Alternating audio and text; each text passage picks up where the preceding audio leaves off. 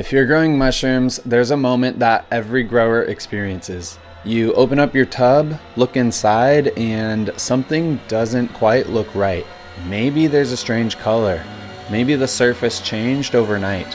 And usually, the first thought is something like, "Oh, is that contamination?" The problem with that is a lot of perfectly healthy grows get thrown away because normal mushroom growth can look kind of strange, especially when you're new to growing. So in this video, I'm going to show you how to actually tell the difference between real contamination and things that only look scary. And by the end of this video, you'll be able to tell when your grow is actually in danger and what you can safely ignore. Almost everything here comes down to one simple idea. What matters most isn't how something looks in a single moment, but rather how it behaves over time. Allow me to explain. Healthy mycelium changes constantly. So instead of memorizing mold pictures online, I think it's more helpful to actually learn to recognize the patterns that signal a problem. There are 4 visual things I look for when diagnosing a grow: growth speed, texture, color change, and how it interacts with the surrounding mycelium. Then there's one additional check that often confirms what your eyes are telling you, and that's smell. If you learn to understand these signals, diagnosing a grow becomes way easier. As a quick disclaimer, these aren't hard scientific rules. These are just patterns I've learned to read to diagnose my own grows. Signal number 1, speed. Healthy mycelium generally spreads steadily outward. Contamination, on the other hand, will often appear suddenly and spread aggressively. So fast growth alone isn't inherently bad and can actually be awesome if your mycelium is growing quickly.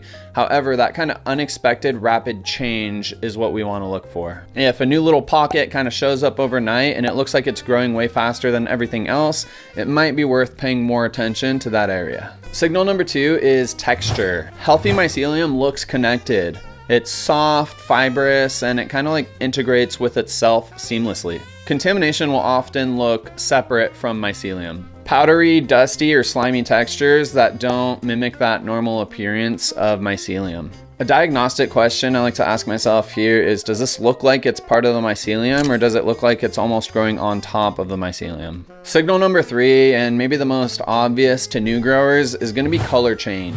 Color almost always scares people when they just want to see fluffy white mycelium, but it doesn't necessarily always equal something bad, which I'll explain in a moment. Sometimes mycelium is thinner in some spots than others, and that can make it look kind of gray. That always scared me when I was new to growing mushrooms. Healthy mycelium can bruise, it can darken slightly, and it can just kind of change depending on moisture and handling. What matters most here is what the color represents. Certain contaminants may appear as white, but quickly change to blue or green as they evolve. So instead of just instantly worrying at the sign of any color, I like to ask myself, is this color remaining constant, or is it continuing to change and spread? Signal number 4, interaction. Like I mentioned a moment ago, healthy mycelium tends to merge and sort of connect with itself as it grows. It'll create a nice seamless appearance. Contamination often creates a hard boundary where growth stops or competes instead of blending seamlessly together. So if you notice sharp borders or stalled surrounding growth, those can, in my opinion, be better indicators than color alone. Now, this is kind of what I consider the confirmation signal. The last thing I pay attention to isn't visual at all, it is smell. A healthy mushroom grow usually smells earthy and fresh, like you just scooped up a handful of clay from a planter bed outside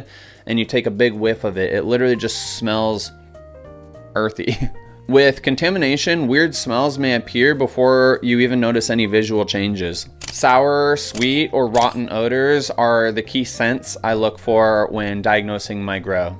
And honestly, when diagnosing a monotub, I tend to rely almost more on my nose than I do my eyes. Your nose is often one of the best diagnostic tools you have available to you, especially when appearance alone feels unclear. Things that look like contamination, but aren't. This is where a ton of beginner stress comes from. Mushroom grows rarely look perfect, and normal biological responses often get mistaken for contamination. When I was new, I threw away months of work out of fear of contamination that I probably didn't need to, so let me save you some of that hassle. Number 1 on the list of things that look like contamination but actually aren't: bruising. Blue coloration can often be attributed to something called bruising, a response to handling, dryness, or even just growth pressure. Bruising will generally stay local and not spread outward. If it isn't actively expanding, it probably isn't contamination. Now, not all mycelium or mushrooms will bruise when handling, but those that do often do so within a few seconds. Rest assured, this blue appearance is totally okay. Coming in next is metabolites. Yellow or amber droplets is normally a stress response from the mycelium that indicates they're not getting enough of something they need. This doesn't automatically mean contamination. Context really matters here. If the rest of the mycelium looks white and healthy, a little bit of this amber metabolite buildup isn't really too much of a concern. I actually see this all the time in my own spawn and substrate bags. Number 3 is fuzzy feet. Fuzzy feet at the base of your mushrooms can look really scary. Fortunately, this is usually just a sign that your mushrooms could benefit from a little bit more air exchange. This is really more of an environmental signal. So bring in some fresh oxygen, dispel some of that carbon dioxide, and you're good to go. Coming in at number 4 is uneven growth. Earlier I mentioned beware if certain areas appear and they grow way faster than the rest, but that's just one indicator to investigate further. It doesn't necessarily mean contamination. Microclimates often exist inside our monotubs because it's hard to get everything perfectly even. Some spots might have better airflow, some spots might have more water, other spots might have more nitrogen. Uneven doesn't necessarily mean unhealthy, and in fact, it's almost kind of expected. Just let that unevenness maybe be a sign to investigate further and look for some of our other signals. So when should we actually toss our grow? Sometimes contamination really is present, and it's important to know when to stop a grow, cut your losses, and toss it so you don't contaminate your entire grow area. Strong warning signs include green growth that continues growing, sour or rotten smells, rapid takeover of surrounding areas by things other than nice fluffy white mycelium, and a slimy substrate combined with stalled growth.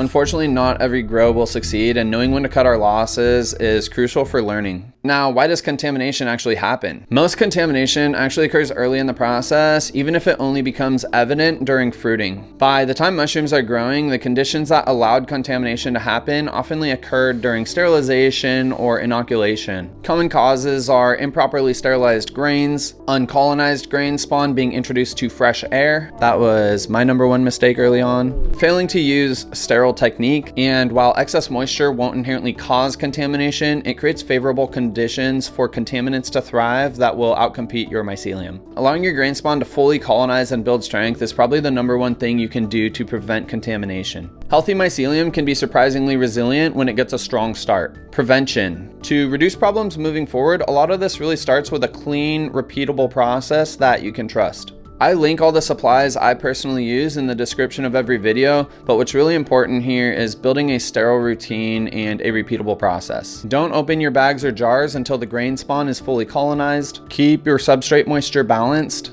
Avoid opening your monotub unnecessarily.